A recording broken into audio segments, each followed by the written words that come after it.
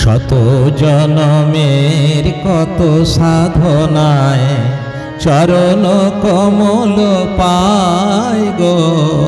শত জনমের কত সাধনায় চরণ কমল পায় গো। শত জনমের বিবেক বৈরাগ্য নাহি জনমিলে, বিবেক বৈরাগ্য নাহি জনমিলে, প্রভু কি ধরা দেয় গো। শত জনমের কত সাধনায় চরণ কমল পায় গো। হে ভক্তমণ্ডলী, বিবেকে যদি বৈরাগ্য না আসে তাহলে কোনো ফল হবে না। তাই প্রভুকে পেতে গেলে বিবেকের মধ্যে বৈরাগ্য আনতে হবে।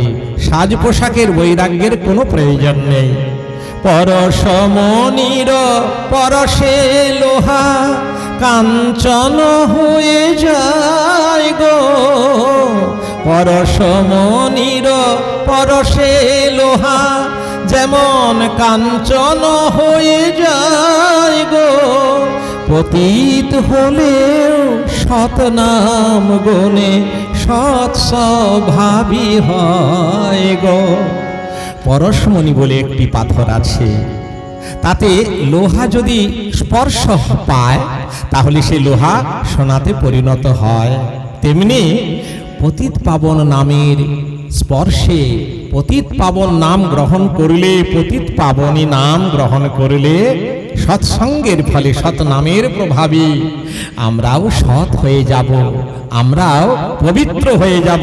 মহাজন বললেন, পরশমণির পরশে লোহা যেমন কাঞ্চন হয়ে যায় গো।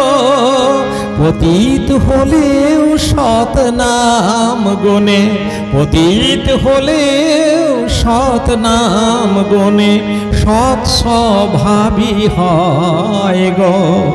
শত জনমের কত সাধনায় চরণ কমল পায় গো।